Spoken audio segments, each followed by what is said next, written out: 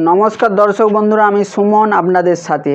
দেখুন, এই মুহূর্তে কিন্তু একটা বলতে পারি খুশির খবর আসছে।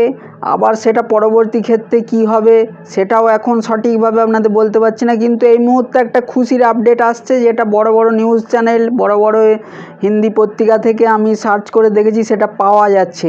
অর্থাৎ এখানে কিন্তু এতদিন যে ইপিএফওর সঙ্গে শ্রম মন্ত্রণালয়ের এবং অর্থ মন্ত্রকের যে একটা টানাপোড়েন চলছিল, অর্থাৎ ইপিএফ দিতে রাজি হলেও শ্রম মন্ত্রণালয় দিতে রাজি হলো, আবার অর্থ মন্ত্রক সেটাতে দিতে সম্মতি দিচ্ছিল না। এইভাবে একটা টানাপোড়েনের ফলে যে পেনশন বৃদ্ধির ফলে যে থমকে যাচ্ছিল, সেটা কিন্তু এই মুহূর্তে যেটা কেন্দ্রীয় এক বার্তা দপ্তরের থেকে জানা যাচ্ছে যে এটা কিন্তু 9ই জুলাই একটা মিটিং ডেকেছে।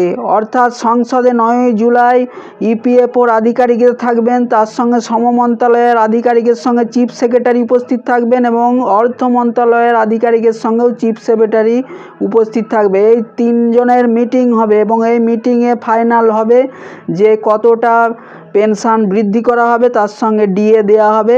এবং যেটা ইপিএফও দপ্তর জানাচ্ছে যে তারা, যেটা আগেও আপনাদের জানানো হয়েছিল, 3000 পর্যন্ত দিতে পারবে, কিন্তু এর অধিক কতটা পেনশন রাশি হতে পারে সে নিয়ে এখনও কিছু ফাইনাল জানা যাচ্ছে না।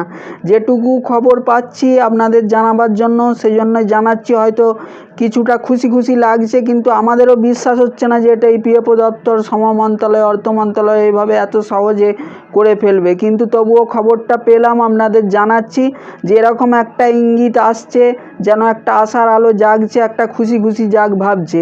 সুতরাং দেখা যাচ্ছে যে দেখুন, এই 3 মন্ত্রণালয়ের যে 9ই জুলাই সংসদে মিটিং ডাকা হয়েছে, সেই মিটিংয়েই সুনিশ্চিত হবে, ফাইনাল হবে কতটা পেনশন রাশি বৃদ্ধি করা হবে এবং তার সঙ্গে ডিএও, মহার্ঘ ভাতাও দেয়া হবে।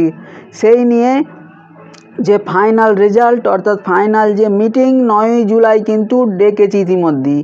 আর একটা খবরও দিতে পারি, দেখুন যে 2022 সালে সুপ্রিম কোর্ট যে রায় দিয়েছিল যে 2014 সালের আগে যারা রিটায়ার করেছেন, তারা যেহেতু বেতন কম ছিল, সেহেতু প্রভিডেন্ট ফান্ডে তাদের পিএফে টাকা কম, তাদের পেনশন কিন্তু বাড়বে না। তখন সরকারের সঙ্গে একমত হয়েছিল সুপ্রিম কোর্ট 2022 সালে। তারপরে মাননীয় অশোক রাউত এক মামলা করেন যে প্রত্যেককে সমান অধিকার দিতে হবে। তার ফলে সুপ্রিম কোর্ট আবার তখন রায় দেয় যে সবাই সমান সম্মানজনক পেনশন পাবেন। তো ইতিমধ্যেই যেটা আগে বললাম, একটা খুশির ইঙ্গিত আসতে চলেছে, আবার দ্বিতীয়টা এরকম একটু কঠিনও আছে। তো সুতরাং কী যে হবে সেটা আমরাও বিশ্বাস করতে পারছি না, কিন্তু এটুকু কেন্দ্রীয় বার্তা মন্ত্রণালয় থেকে জানা যাচ্ছে যে এই 3 জনের শ্রম মন্ত্রণালয়, অর্থ মন্ত্রণালয় এবং ইপিএফও 9ই জুলাই একটা মিটিং ডাকা হয়েছে। দেখা যাক কতদূর কী হয়। তবে অবশ্যই কিছু হলে আপনারা ইপিএফও ওয়েবসাইটে অবশ্যই প্রথমেই জানতে পেরে যাবেন, এর জন্য কোনো বিভ্রান্ত হবেন না।